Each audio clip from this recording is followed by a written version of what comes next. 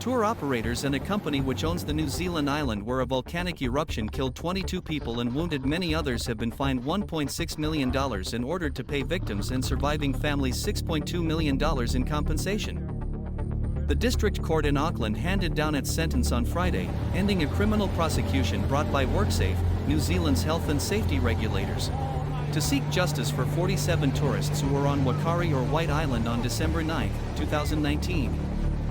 The island, 48 kilometers off New Zealand's North Island, was once a popular tourist destination for those wanting to trek up the slopes of an active volcano. The weeks-long trial held last year revisited horrifying testimony of how the island turned into an oven for the holidaymakers on that fateful day as the volcano erupted.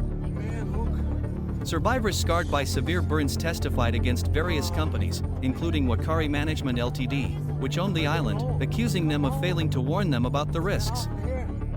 On Friday, Judge Evangelos Thomas found both Wakari Management Ltd. and the tour operators had failed to conduct adequate risk assessment, breaking health and safety laws with devastating consequences. He said the operators had failed to seek advice from volcanological experts and failed to appreciate the unpredictability of an eruption, leading to an incorrect assessment of risk mitigation. The owner of the island, meanwhile, failed to make sure the operators had examined the risks properly, the judge added.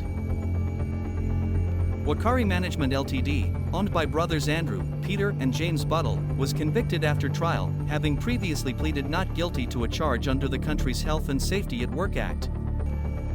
They were fined $636,034 and ordered to pay reparation of $2.9 million, in total the most substantial amount of all the defendants in the case.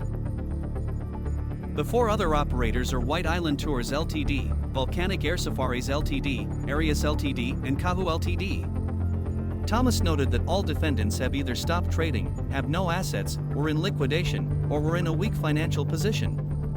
For Wakari Management Ltd., which claims to have no assets, the judge said the Buttles family appeared to have profited handsomely from the tour operation, even though he cannot order shareholders to pay out of their own pockets. But he warned, there may be no commercial basis for doing so, but many would argue there is an inescapable moral one. We wait to see what the Buttles will do. The world is watching, he said. The 47 people on Wakari that day included honeymooners and families from countries such as Australia, the United States, and Malaysia. During the trial in July last year, survivors described the extreme conditions and searing pain they found themselves as they fled for their life following the eruption.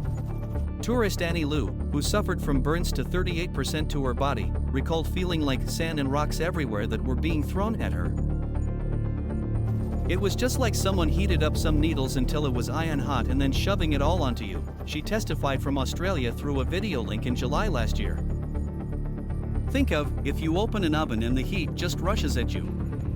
It's kind of like that, but 1,000 times worse, she added. American tourist Matthew Urey said he struggled to breathe as they were enveloped by waves of heat that prosecutors estimate reached 100 degrees Celsius or more. I don't know whether it was steam or hot ash, but it was all over us, he testified during the trial. Video replayed during the trial showed huge plumes of ash dwarfing the group of tourists, who had been escorted by tour guides from the jetty, where their boat had docked, to the crater. In the judgment Friday, the judge acknowledged the harm, noting the excruciating and traumatic injuries from which many victims still suffer and the grief felt by those who lost loved ones. Even if it is difficult for someone who has not endured it to possibly imagine it, we admire and respect those who are so courageously learning to rebuild themselves, their lives, their families, he said.